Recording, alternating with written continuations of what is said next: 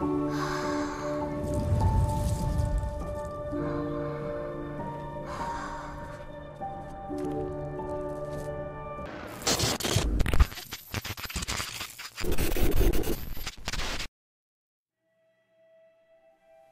à tous, j'espère que vous allez bien. Et ce soir, j'avais envie de vous partager une découverte très récente, de vous intimer à la découvrir. Donc comme vous allez voir, je ne vais pas faire une analyse extrêmement détaillée, je vais rester assez vague parce que j'ai envie que vous puissiez découvrir le film au fur et à mesure. Et comme c'est un film qui joue sur la découverte, sur le mystère, je vais même vous intimer à en découvrir ou à en lire le moins possible dessus, ce qui est finalement paradoxal, je vais vous en parler. Mais ce que je vais essayer de faire, c'est simplement rester sur l'état de fait de base, en fait, sur la situation initiale du film, et de vous donner quelques pistes de réflexion auxquelles mène le film, et qui j'espère vous donneront envie, et c'est ça surtout, c'est pas encore une fois, c'est pas une critique, c'est un retour pour vous donner envie de découvrir cette œuvre. Il sera donc question de Freaks, film réalisé en 2018 par Zach Lipovski et Adam Stein. C'est un film relativement particulier parce que donc c'est un film de SF grossièrement qui part d'une sorte de thriller d'abord dans un premier temps en huis clos, et je vais rester vraiment sur cette base là, et qui va partir dans une direction un petit peu différente, ou qui va permettre de modifier, de naviguer entre plusieurs genres, tout en adaptant en fait la mise en scène à tous ces éléments-là et aux divers genres visités, selon les méandres que va prendre la narration. Donc c'est relativement intéressant, assez captivant, assez fascinant, puis c'est une très belle profession de foi, puisque c'est un premier film avec un budget finalement assez modeste, mais qui arrive par notamment sa capacité à fournir des images extrêmement fortes, et par une sorte de mise en scène extrêmement polymorphe qui permet de passer justement de l'intime le plus restreint, si je puis dire, à l'épique, mais toujours en restant toujours dans un fond quand même intime, mais à quelque chose de beaucoup plus épique et beaucoup plus ambitieux. Ça en fait quelque chose d'extrêmement intéressant et extrêmement touchant également. Mais je vais justement détailler ce qu'il en est de plus après le synopsis. Donc on va rester sur quelque chose de très simple. Vraiment la base du film, si vous voulez, ce qui constitue grossièrement son premier acte. J'ai pas envie de vous parler du reste, j'ai envie que vous puissiez découvrir. Alors pas tant pour une question de spoiler, et en même temps si, finalement, encore une fois, ma démarche est paradoxale, mais moi je pense qu'un spoiler en tant que tel, c'est juste une petite parenthèse, mais ça ne tue pas un film. Je pense que si le film est bon à la base, il résiste au spoiler. Ce qui est important, c'est pas tant le point final, mais la manière dont on va y arriver. Mais malgré tout, ce film propose moult surprises assez inattendu dans son déroulé, dans sa manière d'explorer sa narration, dans sa manière d'explorer les genres divers qu'il aborde. Donc je préfère vous laisser ce truc là, et puis finalement le mystère qui est un petit peu irrigue tout le film, c'est ce qui va vous tenir en haleine. Donc c'est important que je reste sur la base, encore une fois, tout en vous proposant encore une fois quelques pistes de réflexion qui vont prendre de l'ampleur ou être explorées au fur et à mesure du récit. Mais je reste quand même sur la base ici, sans forcément en faire trop. Je ferai peut-être quelques petites allusions, des petits éléments allusifs sans forcément rentrer dedans, mais qui feront écho lors de votre visionnage. Le film débute justement en découvrant le personnage principal, notre protagoniste, qui est Chloé, qui a 7 ans, qui est admirablement interprétée par Lexi Colker, qui est absolument brillante dans le film, qui est une actrice absolument incroyable. Et qui n'a jamais vu la lumière du jour. En fait, ce personnage-là est enfermé dans sa maison. On se croirait dans un film post-apo au tout début. On a l'impression qu'il y a une menace à l'extérieur et que ces personnages-là sont enfermés dans une maison qui est à l'abandon. Tout est fermé, tout est cloisonné, on ne voit rien de l'extérieur, pour ne pas susciter encore une fois du désir un peu vis-à-vis de la petite fille sur le monde qui est à l'extérieur. Et son père justement, donc, qui est joué par Émile Hirsch, qui est un acteur aussi que je trouve assez brillant et qui là dans le film campe un père, je trouve, à la fois extrêmement touchant et à la fois terrifiant dans une certaine mesure. Et donc son père, il la maintient à l'écart du monde extérieur en lui répétant continuellement qu'elle est différente et que tout ce qu'il trouve à l'extérieur, si elle sort de fait, elle sera confrontée à une certaine forme d'intolérance, à une menace, à des individus qui pourraient attenter à sa vie, encore une fois, parce qu'elle est différente. Et donc tout le film, en tout cas ce qui va se dérouler pendant le premier acte, c'est que le personnage de Chloé va essayer de braver les interdits que lui impose son père pour pouvoir essayer de découvrir la vérité sur ce qui se passe à l'extérieur, mais également sur ce qu'elle est elle-même. Et c'est ça avant tout, c'est plutôt un parcours, encore une fois c'est un parcours initiatique, très simple, si vous voulez, sur la base, mais on va découvrir finalement, on va aller de surprise en surprise, exactement comme le personnage de Chloé. Encore une fois, on est mis dans cette posture, dans sa subjectivité, dans sa perception du monde, et on va découvrir au fur et à mesure avec elle, au-delà dans son intimité, qu'est-ce qu'il y a autour de tout ça, quel univers se déploie autour, d'un point de vue dégétique, qu'est-ce que ça fait, et quel impact cet élément extérieur va avoir sur la jeune fille, et pourquoi elle est enfermée ici. Donc première chose, et j'ai déjà commencé à en parler en fait pendant le synopsis, mais je vais le faire assez rapidement, c'est vous dire simplement que le casting est une solidité à toute épreuve. Emile Hirsch est très très bon dans le rôle du père, c'est ce que je disais tout à l'heure. On a aussi Bruce Dern qui est, je trouve, absolument merveilleux dans ce personnage du mystérieux marchand de glace, dont on va apprendre progressivement plus d'éléments au fur et à mesure, mais encore une fois là, si je vous en dis trop sur qui il est véritablement, ce serait un petit peu déflorer le mystère du film, donc je vais rester sur ce point très basique, le marchand de glace. Et puis au passage, le personnage de Lexi Colker, donc la très très jeune héroïne, qui joue le personnage de Chloé, qui est absolument incroyable, qui est excessivement touchante, excessivement attachante, qui sait aussi être parfois extrêmement terrifiante. Et ça qui est génial, c'est qu'elle a une sorte de palette de jeu, mais exactement comme le personnage de Emily Hirsch aussi, qui a une palette de jeu assez incroyable et qui permet justement cette confrontation entre ces deux personnages. Confrontation vraiment directe, il y a vraiment une sorte de combat entre les deux personnages, et en même temps un amour absolument indéfectible entre le père et la fille. Donc c'est vraiment, le film fonctionne fondamentalement, c'est avant tout un film de personnages, sur les personnages, campés par des acteurs qui sont ultra bons de bout en bout, et puis une écriture aussi qui favorise justement leur relation et leur jeu, qui est vraiment extrêmement subtile, extrêmement belle, encore une fois extrêmement attachante, humble et généreuse. Je reviens sur le fait que effectivement c'est un petit budget, mais c'est ça qui est intéressant, c'est qu'il y a une vraie clairvoyance de la part des deux metteurs en scène, à savoir qu'ils ont une énorme facilité à produire des images extrêmement fortes. Malgré ce maigre budget, qui permet pas de tout faire et qui permet justement, notamment il y a pas mal d'éléments, on va dire, je vais rester très très flou, hein, mais apocalyptiques qui sont montrés au travers de la télévision, donc de manière justement assez minimaliste, parce qu'on n'a pas forcément les moyens de le faire, mais dès que le film va dire passe la barre, passe la frontière du spectaculaire et veut être spectaculaire, c'est ça qui est vachement intéressant, c'est qu'il arrive encore une fois à produire des images extrêmement fortes qui ont cette capacité à vraiment s'imprimer sur la rétine du spectateur.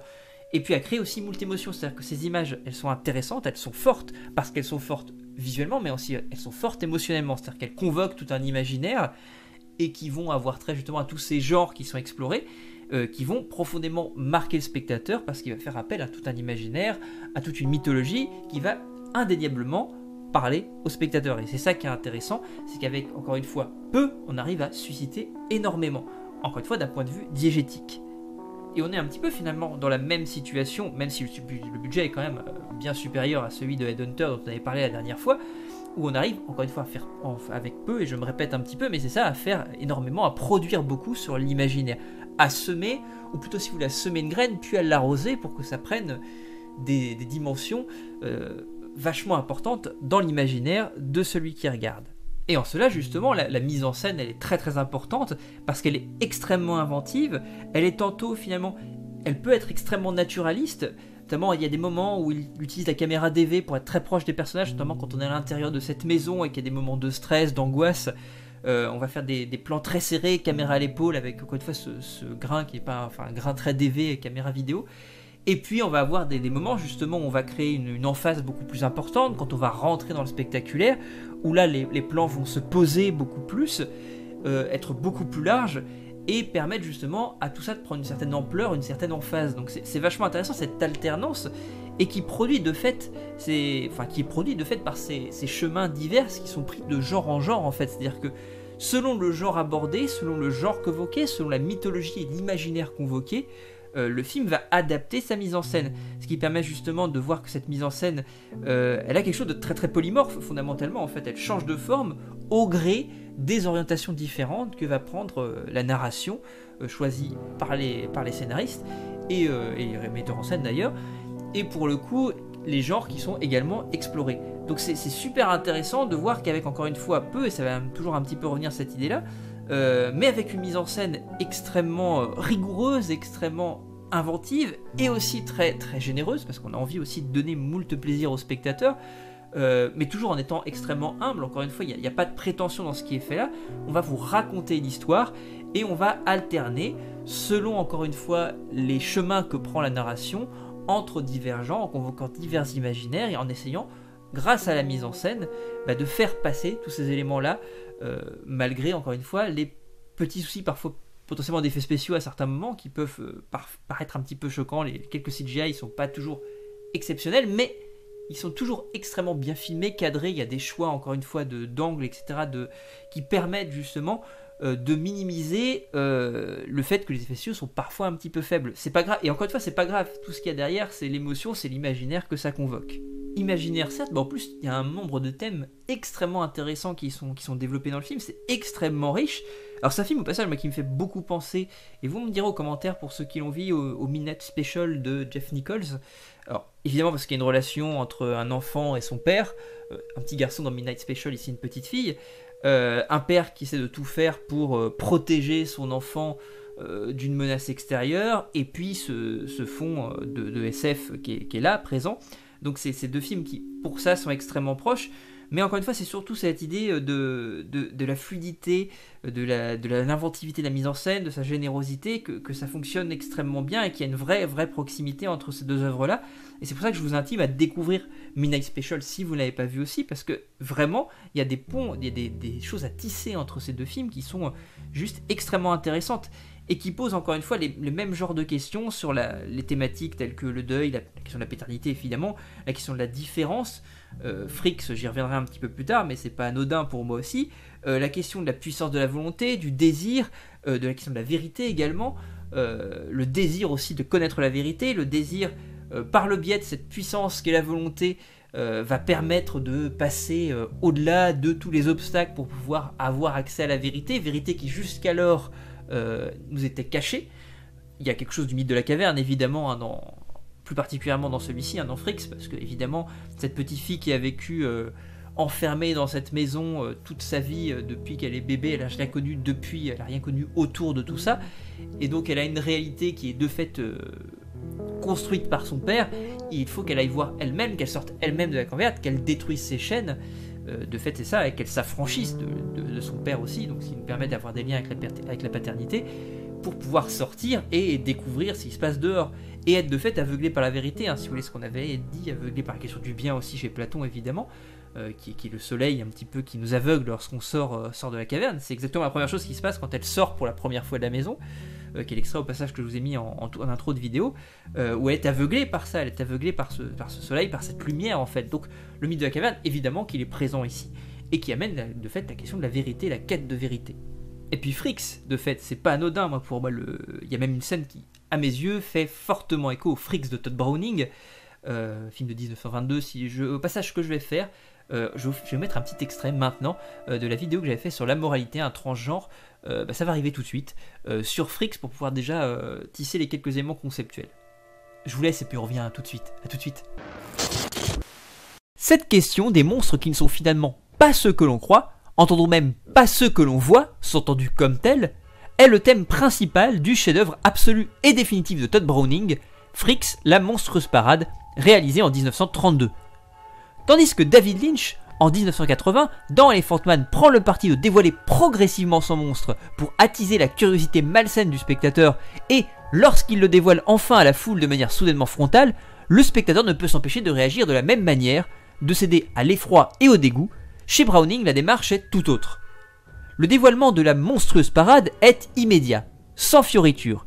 Il impose brillamment au spectateur une nouvelle norme. Le cirque Tetralini est en tournée à travers l'Europe. Hans, le Lilliputien, est fiancé à Frida, elle aussi Lilliputienne. Il tombe éperdument amoureux de Cléopâtre, la très belle trapéziste, mais celle-ci en veut à son argent. Elle fomente un plan meurtrier avec son amant, l'Hercule, pour récupérer la fortune. Mais s'en prendre à un Fricks, c'est s'en prendre à tous les Fricks. Leur vengeance sera terrible. Todd Browning déplace dès les premières images le curseur de la normalité. Ces Fricks, dès lors qu'ils entrent en scène, la ronde autour de Madame Tetralini dans la campagne, deviennent la normalité. L'homme terrifié qui vient les interpeller incarne le regard que nous aurions pu jusqu'alors avoir sur ces individus. Les deux plus beaux spécimens humains, les soi-disant symboles de perfection physique, la belle trapéziste et le musculeux Hercule, sont irrémédiablement relégués au rang d'anormaux, de monstrueux. Une petite anecdote à ce sujet. Les membres de l'équipe de King Kong, tournant les mêmes studios de la MGM, au même moment, refusèrent catégoriquement de partager un repas avec les interprètes de Fricks, les jugeant répugnants et monstrueux. La réaction de l'homme, considérant le monstre comme une anomalie inacceptable, apparaît comme une protection. Car le monstre, dans son altérité radicale, nous pose la question de savoir sur quoi repose notre propre humanité. Mettre à l'écart le monstre, ne pas le considérer comme humain, c'est avant tout se rassurer sur son propre statut d'être humain. Nous pourrions aller plus loin en inscrivant la question dans un registre plus ouvertement théologique. Le monstre renvoie finalement à notre propre genèse et pose problème au sens où il renvoie au fait que nous aurions pu nous-mêmes être autres, que nous sommes formidablement malléables entre les mains de Dieu. Tout le récit est suivi du point de vue des monstres. On assiste à leur quotidien, à leurs difficultés et à la manière dont ils adaptent leur vie à leur handicap. L'homme-tronc roulant sa cigarette uniquement grâce à sa bouche, les problèmes des sœurs siamoises amoureuses, la naissance de l'enfant de la femme à barbe. Dans la séquence du repas de noces, la mariée, ivre, refuse de boire la coupe de l'amitié dans laquelle tout le monde a bu et traite les Fricks de monstres. La caméra est posée du côté de la table où se situe la famille de Hans, les Fricks, côté duquel, depuis le début, nous nous trouvons, celui des soi-disant monstres. La scène finale, montrant la vengeance des Fricks, est très marquante, car il s'agit de la seule et unique fois où Browning joue de la difformité de ses acteurs. Par une nuit sombre et tourmentée par un violent orage, un peu comme s'il nous disait ironiquement « Vous voulez voir des monstres ? Eh bien, je vais vous en montrer. » L'homme-tronc rampe dans la boue, son rasoir entre les dents. Les nains sont armés de couteaux, prêts à en découdre. Parce qu'attaquer l'un d'entre eux, c'est tous les attaquer. En réalité, entre le film de Browning et celui de Lynch, il y a donc une différence de point de vue adopté. Dans le premier, nous sommes avec les monstres, ils sont les héros, alors que dans le second, nous adoptons le point de vue du médecin humaniste qui éprouve pour le monstre, pour celui qui demeurera toujours son autre, une curiosité certes, mais aussi une immense compassion. Fricks, donc c'est indéniable en fait, évidemment ça me paraît évident, c'est-à-dire qu'il y a même une séquence, alors je vais ne pas vous la spoiler, je vais rester très très flou, je vais dire peut-être la séquence de la pyjama party, on va mettre ça entre grosses guillemets, je pense que vous ne savez pas du tout de quoi il en est, même si vous commencez le film ça ne vous dira rien du tout, mais qui pour moi indéniablement fait écho, entre autres, fondamentalement, à la séquence du dîner du repas du mariage dans Fricks de Todd Browning, et finalement ça parle exactement la même chose, hein, la question de l'inversion des valeurs encore une fois, qu'est-ce que la monstruosité, qu'est-ce que l'anormalité, j'entends l'apostrophe anormalité, ou qu'est-ce que l'anormalité, la normalité, existe-t-il une normalité, qu'est-ce que la normalité pour l'anormalité, à vous de mettre dans le sens que vous voulez les deux termes anormalité et normalité, on va jouer sur ces éléments-là en inversant les valeurs, exactement comme dans Fricks. Et là, je me permets un tout petit truc qui va évidemment peut-être vous orienter sur ce qui se passe, mais là, exactement de la même manière que dans Fricks, les RAL vous placent du côté des monstres, vous placent du côté de la différence. Et ça qui est intéressant, parce que ça vous permet de montrer, encore une fois, la relativité, et donc de fait, d'inverser les valeurs, relativité de la valeur qui est la normalité. Donc on va jouer sur ce point-là, vous mettre du côté des monstres, entre guillemets, du point de vue de la norme, et vous faire remettre en question cette norme, vous montrer sa relativité absolue. Et donc de fait, sur la question de la différence, alors ça amène des tas de questionnements sur la structuration de l'enfant, évidemment aussi, mais si je reste d'un point de vue très conceptuel et philosophique, on parle de ce truc-là, et puis après on peut aller vraiment, encore une fois, sur des questions plus psychologiques, plus psychanalytiques, sur la manière dont on va structurer un enfant, encore une fois, va structurer son être, ce qu'il est, par ses relations qu'il va avoir avec ce qui l'entoure. Et tout ça, au passage, lié avec la question de la vérité, qui sont deux choses qui sont forcément étroitement liées.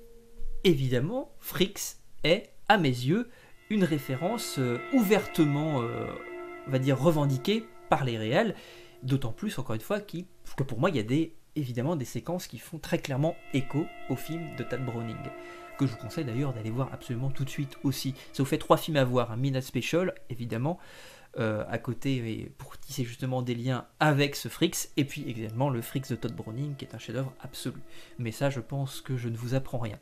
Donc je vais essayer, je vais m'arrêter maintenant, parce que sinon je vais vous en dévoiler trop, et encore une fois, le but de cette vidéo n'était pas de faire une analyse poussée, mais plutôt de vous intimer, de vous donner envie, et j'espère que je vous ai donné envie, parce que vraiment j'ai pris un vrai grand plaisir à découvrir cette œuvre, complètement inattendue fondamentalement, et à l'intérieur même, c'est-à-dire qu'à l'intérieur du film, le film joue sur l'inattendu, encore une fois, puisqu'il joue sur le mystère, donc c'est un vrai régal, un gros coup de cœur.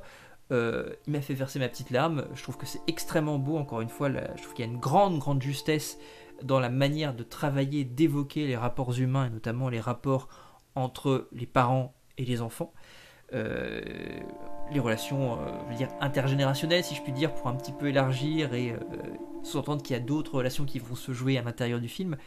Mais voilà, si vous voulez, je trouve que c'est un film d'une grande justesse, qui est extrêmement touchant, qui est très très fort en émotion, qui est d'une grande richesse thématique et émotionnelle. Donc c'est que du plaisir, foncez, allez découvrir. Et bien sûr, la section commentaires est ouverte pour me donner vos avis, vos retours sur le film qui, je l'espère, vous plaira grandement. Je vous souhaite un très bon film et je vous dis à très bientôt. Salut!